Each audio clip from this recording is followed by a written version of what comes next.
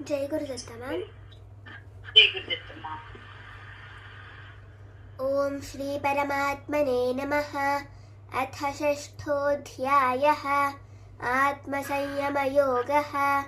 श्रीभगवानुवाच अनाश्रितः कर्मफलं कार्यं कर्म करोति यः स सन्न्यासी च योगी च न निरग्निर्न चाक्रियः। यं सन्न्यासमिति प्राहुः योगं तं विद्धि पाण्डव। न ह्यसन्न्यस्तसङ्कल्पः योगी भवति कश्चन। आरुरुक्षोर्मुनेर्योगं कर्मकारणमुच्यते।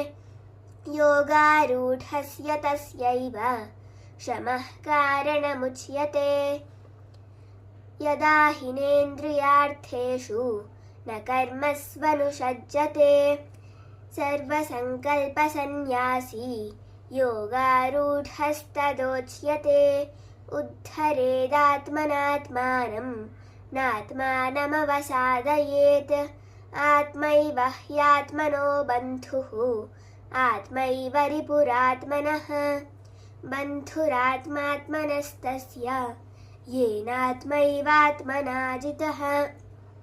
अनात्मनस्तु शत्रुत्वे वर्तेतात्मैव शत्रुवत्। जितात्मनः प्रशान्तस्य परमात्मा समाहितः।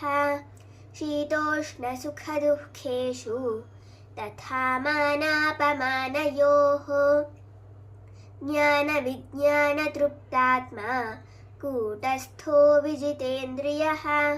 युक्त इत्युच्यते योगी समलोष्टाश्मकाञ्चनः। सुहृन्मित्रार्युदासीन मध्यस्थद्वेष्य बन्धुषु साधुष्वपि च पापेषु समबुद्धिर्विशिष्यते। योगी युञ्जीत सततम् आत्मानं रहसि स्थितः। एकाकीयत चित्तात्मा निराशीरपरिग्रहः। शुचौ देशे प्रतिष्ठाप्य स्थिरमासनमात्मनः। नात्युच्छ्रितं नातिनीचं चैलाजिनकुशोत्तरं। तत्रैकाग्रं मनः कृत्वा यतचित्तेन्द्रियक्रियः उपविश्यासने युञ्ज्यात् योगमात्मविशुद्धये। समं कायशिरोग्रीवं धारयन्नचलं स्थिरः।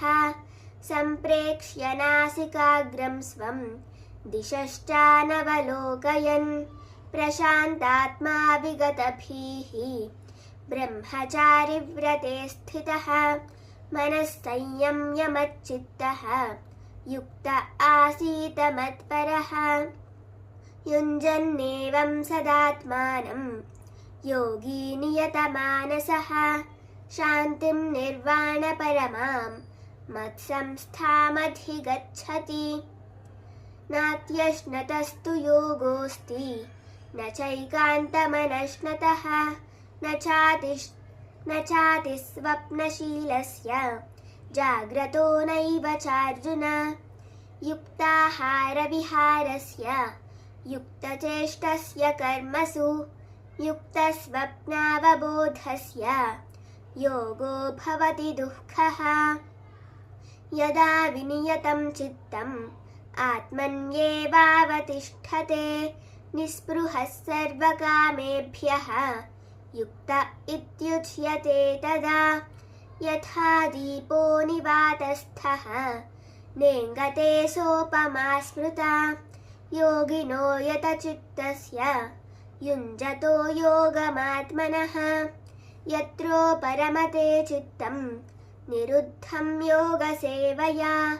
यत्र चैवात्मनात्मानं पश्यन्नात्मनि तुष्यति। सुखमात्यन्तिकं यत्तत् बुद्धिग्राह्यमतीन्द्रियं। वेत्ति यत्र न चैवायं स्थितश्चलति तत्त्वतः। यं लब्ध्वा चापरं लाभं मन्यते नाधिकं ततः। यस्मिन् स्थितो न दुःखेन गुरुणापि विचाल्यते। तं विद्या दुःखसंयोग वियोगं योगसंज्ञितं स निश्चयेन योक्तव्यः योगो निर्विण्णचेतसा संकल्पप्रभवान् कामान् त्यक्त्वा सर्वान् शेषतः मनसैवेन्द्रियग्रामं विनियम्य समन्ततः शनैः शनैरुपरमेत् बुद्ध्या धृतिगृहीतया आत्मसंस्थं मनः कृत्वा न किञ्चिदपि चिन्तयेत् यतो यतो निश्चरति मनश्चञ्चलमस्थिरं ततस्ततो नियम्यैतत् आत्मन्येव वशं नयेत् प्रशान्तमनसं ह्येनं योगिनं सुखमुत्तमम् उपैति शान्तरजसं ब्रह्मभूतमकल्मषं युञ्जन्नेवं सदात्मानं योगी विगतकल्मषः सुखेन ब्रह्मसंस्पर्शम् अत्यन्तं सुखमश्नुते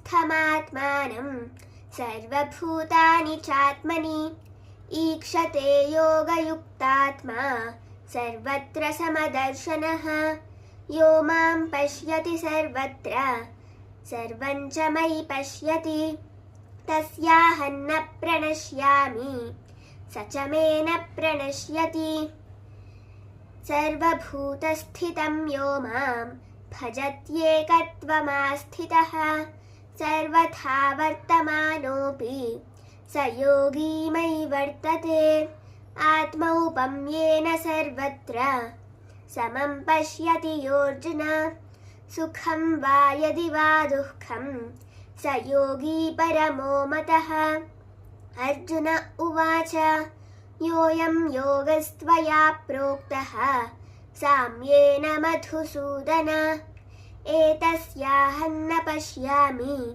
चञ्चलत्वात् स्थितिं स्थिराम् चञ्चलं हि मनः कृष्ण प्रमाथि बलवदृढम् तस्याहं निग्रहं मन्ये वायोरिव सुदुष्करम् श्रीभगवानुवाच असंशयं महाबाहो मनो दुर्निग्रहं चलम् अभ्यासेन तु कौन्तेय वैराग्येण च गृह्यते असंयतात्मना योगः दुष्प्राप इति मे मतिः वश्यात्मना तु यतता शक्यो वाप्तुमुपायतः अर्जुन उवाच अयति श्रद्धयोपेतः योगाच्चलितमानसः अप्राप्य योगसंसिद्धिं कां गतिं कृष्ण गच्छति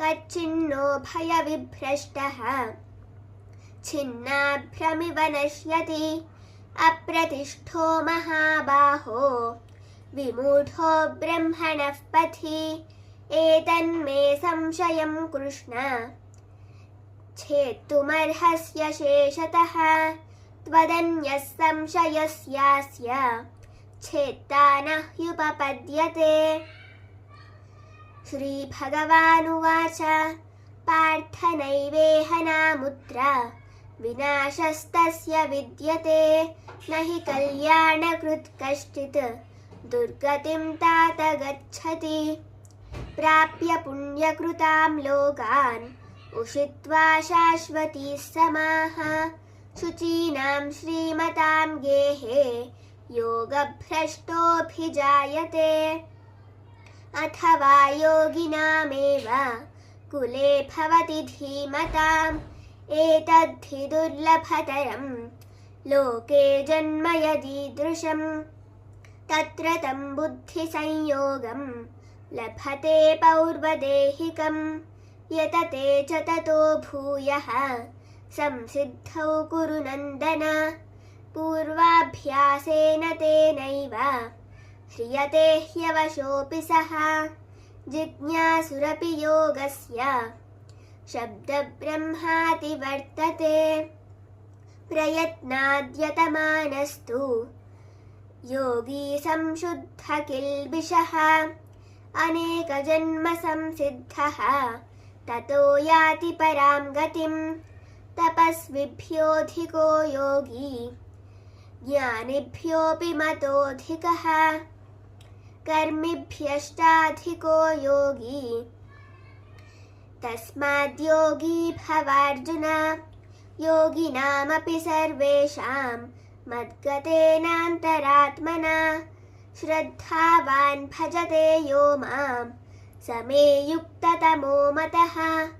ॐ तत्सदिति श्रीमद्भगवद्गीतासु उपनिषत्सु ब्रह्मविद्यायां योगशास्त्रे श्रीकृष्णार्जुनसंवादे आत्मसंयमयोगो नाम 6ोऽध्यायः।